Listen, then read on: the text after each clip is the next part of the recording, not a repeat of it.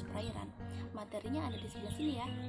Berikut adalah materi dari pengenalan alat yang ada di laboratorium produktivitas perairan. Yang pertama yaitu pendahuluan, yang dimana ekosistem adalah suatu tingkatan organisasi lebih tinggi dari komunitas dan suatu kesatuan dari suatu komunitas dengan lingkungannya. Ekosistem perairan merupakan ekosistem yang sangat kompleks. Interaksi faktor biotik dan abiotik ini menyebabkan perubahan-perubahan yang cukup rumit. Kelangsungan hidup faktor biotik atau makhluk hidup yang mendiami perairan akan sangat tergantung pada dinamika yang terjadi di dalam badan perairan tersebut.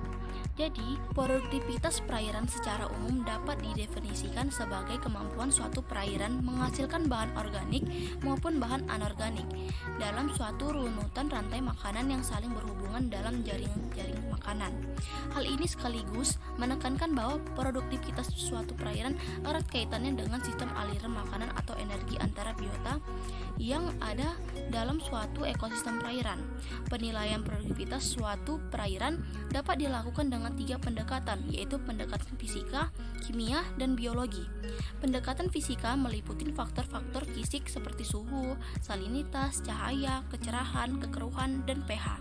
Faktor kimia seperti DO, COD, maupun nutrien. Adapun faktor biologi adalah biota yang berada di perairan tersebut.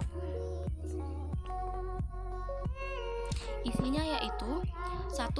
Alat yang digunakan penentu parameter biologi. 2. Alat yang digunakan penentu parameter fisika. 3. Alat yang digunakan penentu parameter kimia. Yang pertama yaitu alat yang digunakan penentu parameter biologi. Yang pertama, plankton. Alat yang digunakan untuk mengambil sampel plankton yaitu plankton net, yang merupakan peralatan yang digunakan untuk mengumpulkan sampel dari plankton di badan air. Ini terdiri dari tali penarik dan tarik kekang, jaring nilon, dan ujung ikat kod. Jaring plankton dianggap sebagai salah satu metode pengambilan sampel plankton yang tertua, paling sederhana dan murah. Jaring plankton dapat digunakan untuk mengambil sampel vertikal dan horizontal.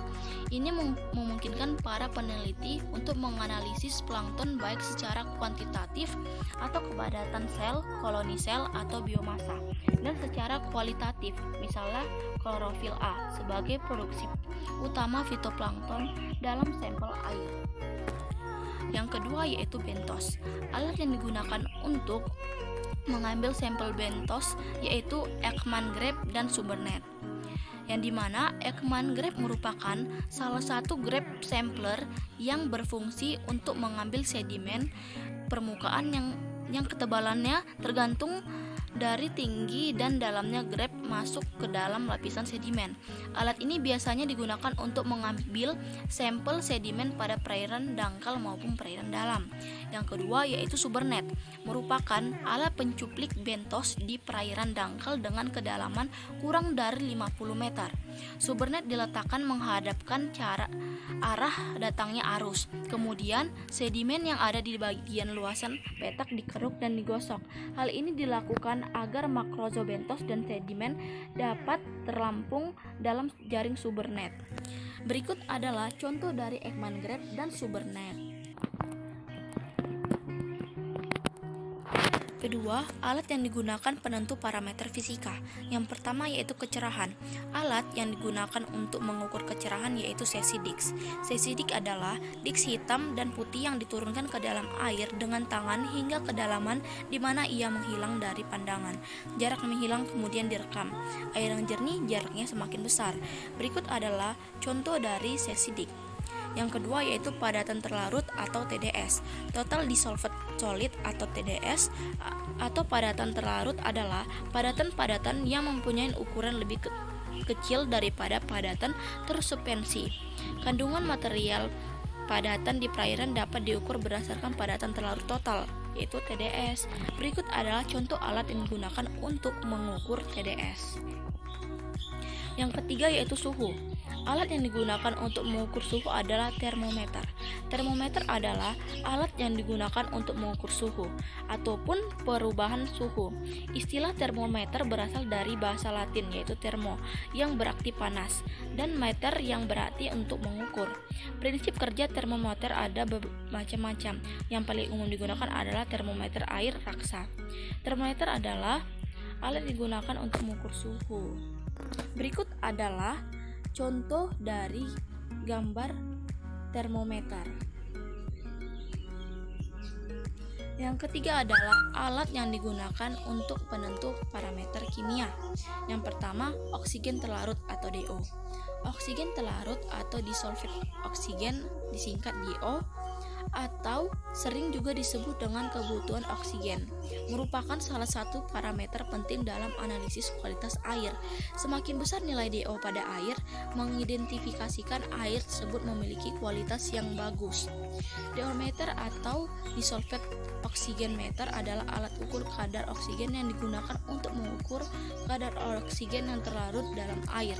Berikut adalah contoh dari alat pengukur oksigen terlarut atau DO dan cara pengaplikasiannya. Yang kedua yaitu pH atau potential of hydrogen. Alat untuk mengukur pH atau derajat keasaman adalah pH meter.